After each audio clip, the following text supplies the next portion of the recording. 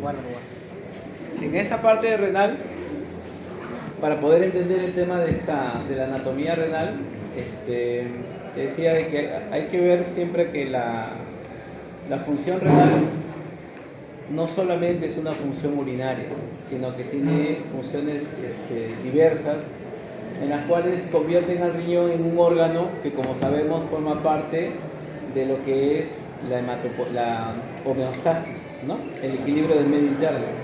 Y dentro de ello vamos a ver que el riñón, por ejemplo, produce bicarbonato, ¿no? Dentro de lo que es la secreción. Y el bicarbonato regula el medio interno, ¿no? Regula el medio ácido-base. También el riñón produce eritropoyetina. Como sabemos, la eritropoyetina viene a ser obviamente un estimulante, ¿no? De lo que es la eritropoyesis. O la renina, que participa en lo que es la regulación de la presión arterial, ¿no? Entonces, hay muchas cosas acá dentro de lo que es el riñón, ¿no? Ahora, obviamente en ese eje renina es renina, angiotensina, aldosterona, ¿no? Que en este caso, pero la renina es el desencadenante. Entonces, el riñón no es un órgano cualquiera, ¿por qué? Porque cuando se quiere hablar, por ejemplo, de las prevenciones, ¿no? Deben saber que hay prevención primaria, secundaria, terciaria. Normalmente hablar de prevención primaria es a veces un poco complicado porque ya depende mucho de la persona, pero la prevención secundaria es cuando la persona ya tiene la enfermedad y lo que se busca es evitar que haga complicaciones. A la cabeza, diabetes, porque las personas diabéticas pueden hacer nefropatía diabética, o sea, insuficiencia renal. ¿Y qué va a pasar? Que cuando uno habla de estas enfermedades, no se pueden visualizar con el color de la orina, porque hay personas que tildan una infección a un color cuando eso no es así. La persona puede orinar transparente, incolora, y sin embargo ya puede estar haciendo un problema renal. Entonces eso se hace a través de mediciones de algunas sustancias como la creatinina, como la microalbuminuria, que permiten identificar si es que hay o no un problema renal, ¿ya? Ahora, si hay un problema renal, se puede detectar y se puede controlar. Pero como te digo, si no hay eso, la persona, ¿qué pasa si la persona hace insuficiencia renal? Va a tener que tener hemodiálisis. Y las hemodiálisis, obviamente, la calidad de vida es mala de esos pacientes, ¿no? Entonces, todo eso debido a que existe una lesión que puede llevarnos a esto. Como te dije, diabetes, hipertensión, hipotiroidismo, ¿ya? Son enfermedades que de alguna manera, claro, el hipotiroidismo no es tan común, pero las otras dos sí, que nos pueden llevar justamente a que la función renal tenga que caer. Entonces, tomando esa parte inicial, vamos a ver que a nivel renal nosotros tenemos que estos son órganos que están detrás del peritoneo, ¿no? Son órganos retroperitoneales. Pero recordemos que los dos riñones no se encuentran al mismo nivel, porque obviamente el derecho se encuentra más abajo que el izquierdo, ¿no? ¿Y eso debido a qué? Al peso del hígado. Otra cosa, los dos tienen relaciones. Las relaciones con los órganos no son iguales, porque obviamente hay órganos a la izquierda que no están a la derecha, ¿no? Hablamos solamente, por ejemplo, del hígado y del vaso, ¿no? Entonces son órganos que se encuentran, ¿no?, a un lado de cada uno y las relaciones van a variar. O las flexuras del colon también van a variar. He ahí entonces la modificación debido a la presencia, al desnivel de las alturas vertebrales. Ahora, hablemos de la configuración externa. Tu riñón por fuera, ¿cómo es? Al ver desde este lado, si lo viéramos de manera lateral, vamos a ver que la parte anterior sobresale. Eso significa que es convexa. Si uno lo palpa, es de superficie lisa. Pero sucede que acá en el riñón existen unas unidades funcionales que está formada por una parte medular y por una parte cortical. A eso se le llama lóbulo renal. Y el lóbulo se puede apreciar así, ¿no? Así. Eso es, esa es la razón por la cual se le da esta característica, ¿no? Abollonada. ¿Estamos de acuerdo? Porque tiene ciertas elevaciones en la parte de lo que es la superficie, pero anterior. La parte posterior no tiene esa característica, simplemente se le llama plano. En el borde es acá, el borde externo, y el borde externo sobresale, convexo. En cambio, el inferior, el borde, perdón, este es el lateral. En cambio, el medial, que sería el de acá, el interno, sería cóncavo. ¿Ya? Acá lo he colocado, es cóncavo. El medial es cóncavo. Pero, ¿qué sucede, muchachos? Que en esta región cóncava vamos a encontrar que aquí hay un espacio. Eso no lo vayas a confundir. El espacio que deja toda esta región se le llama seno renal. Seno es el espacio. Seno renal. En cambio, el contenido que está formado por lo que es pelvis y los vasos renales, eso se llama pedículo. ¿Estamos de acuerdo? Entonces, esos dos componentes forman parte del borde medial.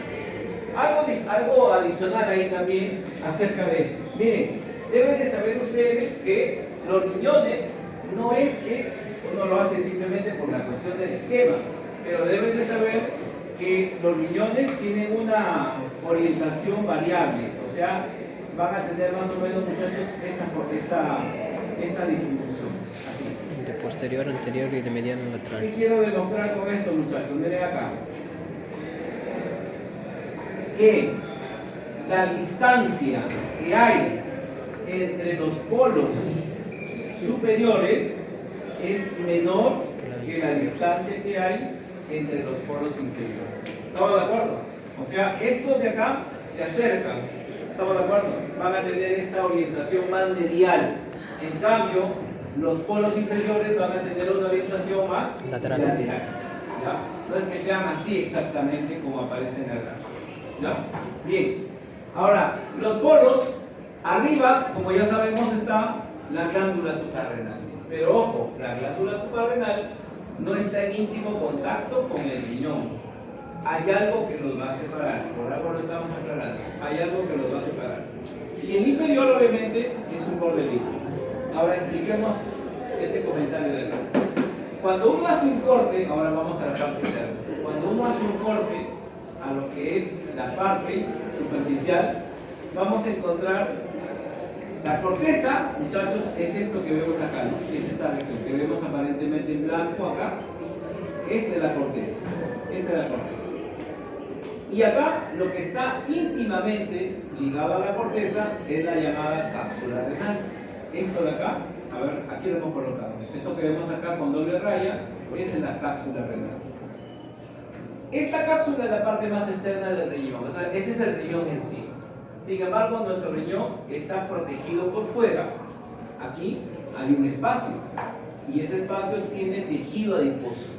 Ese tejido adiposo se llama grasa perirenal. Y por fuera de esa grasa, tenemos otra cobertura de tejido conectivo que se llama fascia renal. La fascia es lo más externo. Y esta fascia tiene dos hojas. La hoja anterior de Gerota, ¿correcto? Y la hoja posterior de Zuckerman. Son las dos hojas que vamos a ver. Ahora viene el detalle. Arriba, las dos hojas primero, una vez que coberturan al riñón, se unen. ¿Estamos de acuerdo? Y luego que se unen, se vuelven a separar. ¿Para qué? Para encerrar o para coberturar a la glándula suprarrenal. Entonces, arriba primero se van a unir las dos hojas y después van a encapsular a la glándula suprarrenal. En cambio abajo no, abajo las dos hojas se van a mantener separadas. ¿Ya?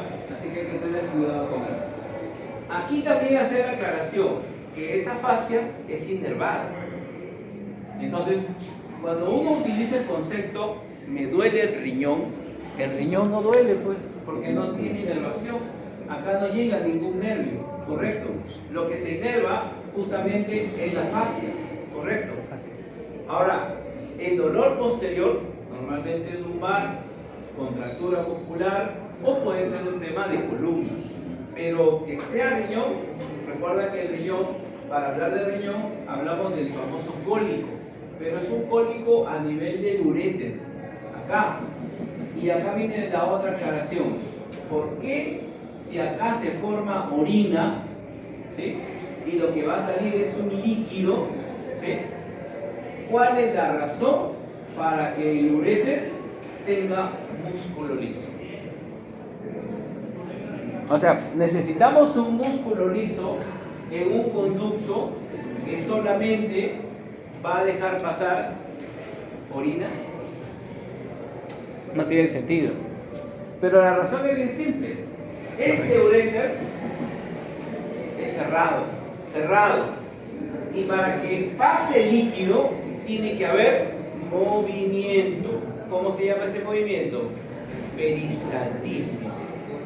Entonces el peristaltismo que se va a dar es para dar paso a ese líquido, porque, te vuelvo a repetir, normalmente es cerrado ese espacio, ¿ya? Ahora, la presencia de ese espacio también explica varias cosas. ¿Cuál? Que recuerden que lo que sale es orina, y la orina, aquí aplicamos un concepto físico, va a tener que pasar por un proceso que se llama concentración.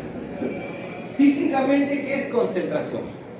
Concentración es una cantidad de solutos que hay en un solvente. Y ya sabemos que solvente es el agua, ¿correcto? Ahora, dependiendo de la cantidad de agua que tú ingieras, dependiendo de la actividad física, porque hay que recordar que uno puede perder agua no solamente por la orina, sino por la respiración, por la respiración, por el sudor, etc. Entonces, ahí viene el tema. La orina modifica su concentración. ¿Te habrá pasado que cuando no ingieres adecuadamente, de qué color sale la orina? Amarillenta, ¿correcto o no? Y si tomas líquidos adecuadamente, puede salir transparente. Siempre haciendo la aclaración que la orina, su color, ¿cuál es? Ámbar cristalino. No me digas amarilla, porque yo me imagino una témpera, ¿no? Así no creo que sea la orina, ¿no? Sino es ámbar cristalino. Siempre con esa etiqueta que es cristalino. Ahora, siempre también hay que ir relacionándose con el argot popular de la gente, ¿no? Porque la gente a veces utiliza términos que a veces nos confunden, ¿no? Me llegó una vez un paciente que me dijo, doctor, le digo, ¿por qué ha venido, señora? Doctor, vengo porque orino duro. ¿No? ¿Será orina piedra? O sea, alguna situación, ¿no? Sí, ¿no? Pero al final no era eso, sino que la persona le llamaba orinar a defecar. O sea, estaba estreñida, ¿no? Pero ella decía orino duro, ¿no? Entonces, el concepto que puede dar. Pero eso que puede parecer broma, ¿no?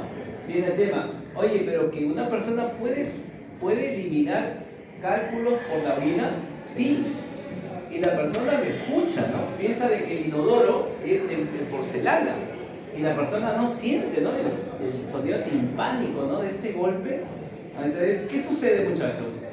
Que esos cristales que se pueden formar ahí pueden provocar que a la larga, al pasar, ahí viene el tema, cuando el cálculo entra al uréter, que hemos dicho que es cerrado, ahí duele, porque el músculo sí tiene inervación, y eso es lo que duele. O sea, en realidad no es un cólico renal, es un cólico ureteral, pero sigue esta trayectoria, ¿correcto? Hace esta trayectoria. Y el dolor es un cólico, no es una punzada, me agacho y me duele, eso no es riñón, no tiene nada que ver. Pero es importante conocer la anatomía para entender que justamente la inervación del parénquima, recuerda que acá vamos a ver esa parte, adentro del riñón, en el parénquima, ¿hay inervación? No hay inervación, como lo vamos a ver.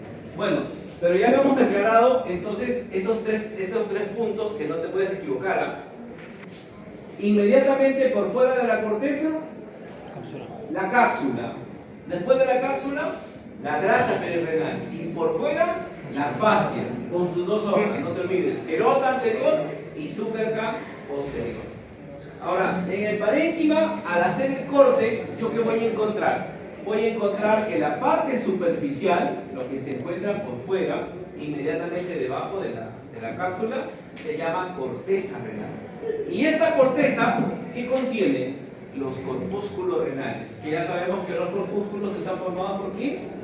Por el glomérulo y por la cápsula de Bowman, ¿no es cierto? Aparte también los túbulos contorneados proximales. A nivel de médula, que ya sería esta región, la médula contiene primero estas estructuras, ¿no es cierto?, que vienen a ser ¿quiénes? Las pirámides de Malpighi. Estas pirámides tienen un extremo, que es la base, y un vértice. Pero la base es cortical, ¿por qué? Porque está en relación a la corteza. En cambio el vértice está en relación ¿a quién? Al cáliz menor, ¿no es cierto? Pero la abertura de este cáliz se llama papila renal. Entonces ese es el orden. La base es cortical o en relación a la corteza y el vértice está en relación a la papila primero es la papila, lo que vemos acá, y luego viene a ser el cáliz menor. Vamos a ponerlo acá, el cáliz menor. Aunque ya lo hemos puesto acá, ¿no? Cáliz menor. Bien, ahora, la corteza va a enviar unas proyecciones. Estas proyecciones para separar a las pirámides se llaman columnas de Bernoulli, ¿correcto? Con estos espacios, estos septos que van en este caso a dividir las columnas de Bernoulli. Y finalmente, muchachos, tenemos acá el lóbulo. ¿Qué es un lóbulo renal? Te había mencionado. Es una pirámide con su corteza que lo rodea. ¿Ya? Es una pirámide con la corteza que lo va a rodear. Que sería obviamente la unidad anátomo funcional. Aparte, obviamente, que como unidad anatómica unidad funcional es la anexona. Pero como anátomo funcional sería el lóbulo, en este caso renal. Ahora, los cálices menores, que van de 3 a 5 aproximadamente por cálices, y los mayores, que son aproximadamente de 2 a 3, y que van a formar esta dilatación que sería la pelvis renal. Ahora, para entender un poco el proceso de lo que es la vascularización, miren acá muchachos, primero lo que yo tengo que acordarme es lo siguiente, ¿no? Primero hago mi eje, la columna vertebral. Entonces yo tengo acá mi columna en la parte central y empiezo a recordar, porque esto ya lo hemos visto, ¿no? En tu último examen, ¿no? De vascular que lo has hecho, tienes acá que la aorta, ¿no es cierto? La aorta está orientada hacia el lado izquierdo. La aorta va orientada al lado izquierdo. ¿Te acuerdas que era látero, ¿no? Látero vertebral izquierdo. En cambio, la vena cava inferior tiende a ir a la derecha. Ahí está un poco la diferencia. Dicho de esa manera, también aclarar que las venas, muchachos, las venas son estas. Y estas venas siempre van por delante de las arterias. ¿Estamos de acuerdo? Entonces queda claro, de acuerdo a lo que estamos haciendo en ese esquema, que la vena, mira bien, la vena renal izquierda es más larga que la derecha. ¿Correcto? Pero cuando tú hablas de las arterias, aquí la relación es inversa, ¿no es cierto? La derecha, ¿estamos de acuerdo o no? La derecha es que es más larga que la izquierda. Pero no te olvides, esto se da debido a la ubicación que tiene tanto la vena cava como la arteria aorta descendente en relación a la columna vertebral. Ya. Listo. Ahora, teniendo en cuenta esto, ya podemos hacer la siguiente aclaración. Al llegar la arteria renal al riñón, ¿ya? Esto sería el número 1, la arteria renal. Entonces, esta arteria se empieza a dividir y va a ir justamente a las primeras divisiones, son las arterias segmentarias, que son estas de acá. Ya tenemos el número 2. Pero ahora miren acá, siempre entendiendo acá lo que sucede. Esto de acá viene a ser una pirámide. ¿Estamos de acuerdo? Acá tenemos otra pirámide, podemos seguir aplicando. Y mira, desde el punto número 2 se están formando 3 arterias, en este ejemplo, 3 arterias, y que están siguiendo ¿qué? La trayectoria de ese lóbulo, acá. ¿Estamos de acuerdo o no? recordemos lo siguiente. ¿Quién era un lóbulo renal? Una pirámide con su corteza. Entonces está siguiendo esa trayectoria. Entonces, el punto número 3 es la arteria interlobular. Lobular primero, lobular, porque está separando eso.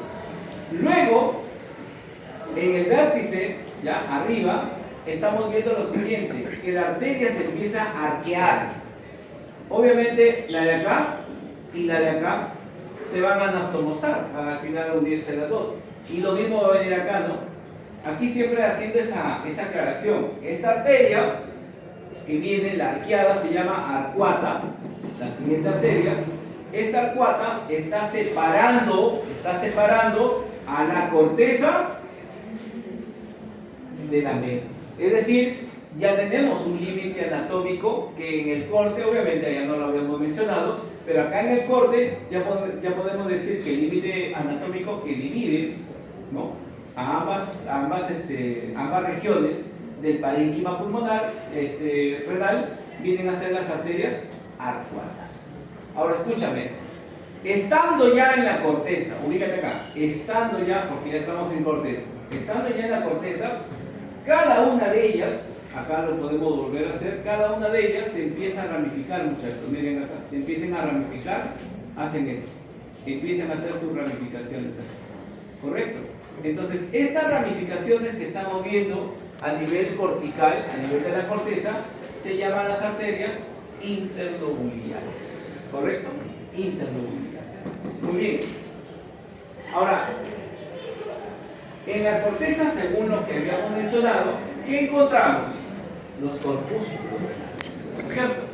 Y escúchame, esta arteria que empieza de gran calibre, obviamente a medida que se va ramificando y dividiendo, empieza a perder ese calibre. Entonces, deja de llamarse arteria para transformarse en arteriola, ¿correcto? Entonces, desde el punto 6 ya no es arteria, es arteriola. Pero como ya están los corpúsculos, recuerda que ¿quién ingresa a nivel del corpúsculo? La arteriola aferente, ¿correcto? Que luego esta va a formar el ovillo, ¿no es cierto?